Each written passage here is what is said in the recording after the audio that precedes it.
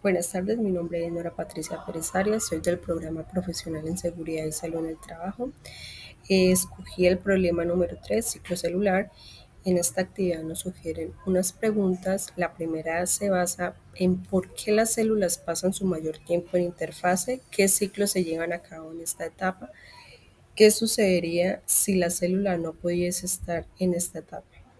Mi respuesta es, las células pasan la mayor parte de su tiempo en la interfase porque es durante esta fase que se lleva a cabo los procesos de crecimiento de las células para su preparación a la división celular.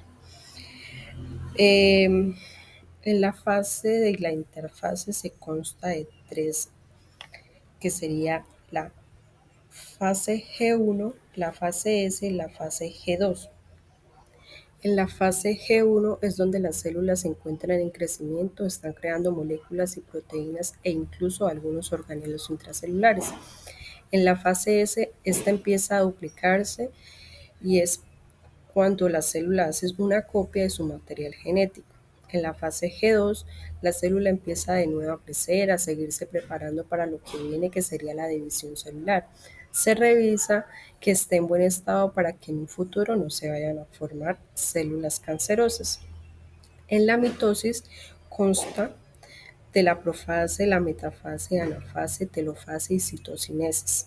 En la profase desaparece el núcleo y empieza a desaparecer la membrana nuclear, la cromática se condensa y aparecen los cromosomas, cada uno con dos cromátides.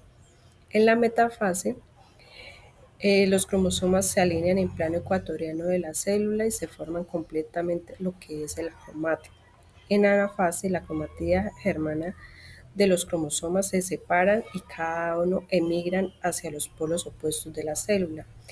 En la telofase, en esta empiezan a aparecer las envolturas nucleares y los núcleos en la mitad de la célula, aparecen una microfibra y terminarán en la citocinesis, por dividir a la célula madre en dos células hijas con el mismo material genético, y aquí ocurre lo que es la división prácticamente.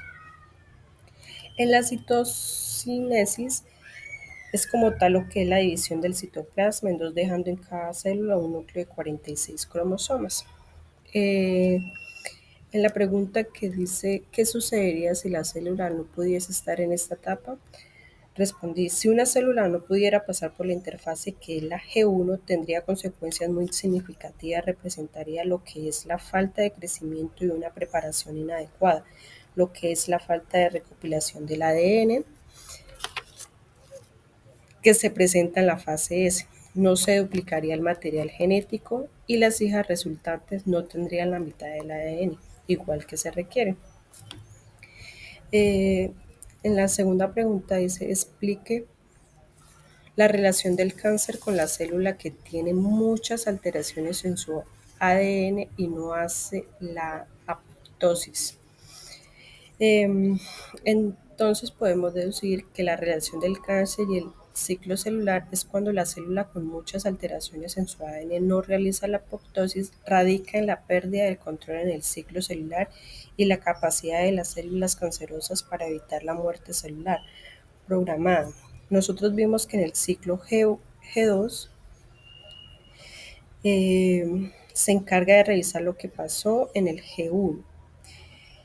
Acá controla las células cancerosas. Ahora, ¿qué tal que esto no sucediera? Hubiera un mayor descontrol. Las células cuando empiezan a crecer se forman descontroladas y van formando tumores que esto convierte en cáncer. En la tercera pregunta nos dice, ¿cómo aporta estos estudios a nuestra carrera profesional?